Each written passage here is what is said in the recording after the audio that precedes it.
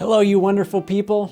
I'm gonna teach you an exposure trick that works for anyone. I talk a lot about using exposures as a way to help you recover from OCD and anxiety, and inevitably I always get asked, all right, cool, so how do I do it? Well, it's a tough question to answer because each person is different and they're gonna be doing different exposures. What triggers one person will be easy for another. But let me share with you one surefire way that anyone can do an exposure. You ready for it? It's a hard one. Let's do that again. It's choosing to not do the compulsion. Seems simple, right? Yes.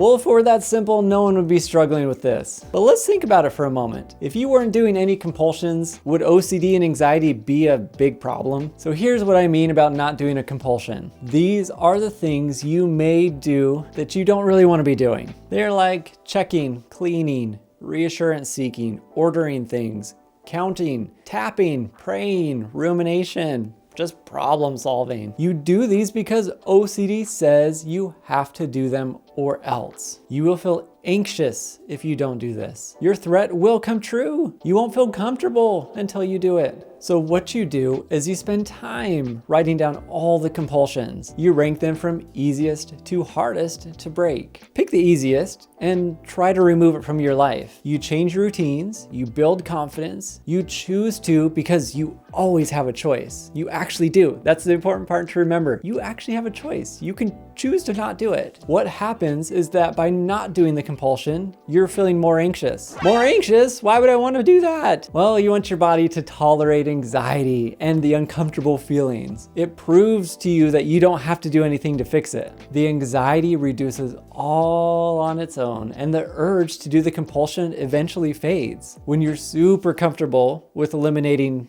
just one, you do it again for another, and then another, and then another. And then you are essentially doing an exposure by not doing any of the compulsions. Pretty cool, right? Yes.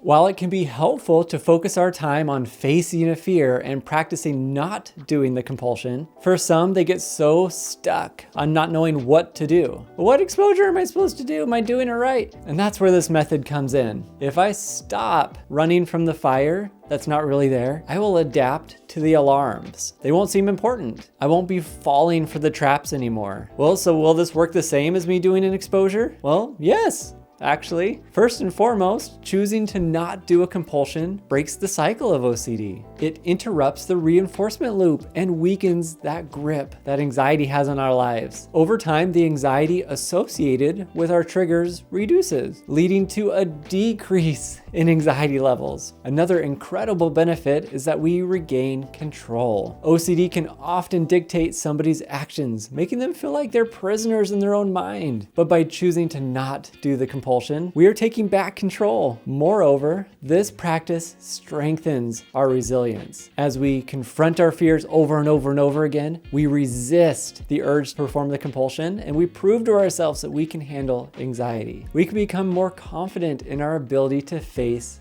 the future. Not even just OCD, it's other aspects of life too. Oh man, I already know I'm gonna get in the comments, but Nate, cool, stop doing the compulsion. You think it's that easy? What am I supposed to do now? I'm just imagining your voice getting really higher too, like this. Whoa, that was weird. I know it's hard. Don't leave just yet, because what you gotta do, you write all those compulsions out. Like I said, you rank them from easiest to hardest. You start with one. Anytime you feel the urge to do it, instead of just me saying, yeah, don't do it, sit with the anxiety, sit with the fear, answer any threat with uncertainty or agree with it. Will I get sick? Maybe. Sure. I don't know. We'll see. Will I do something wrong? Maybe. Sure.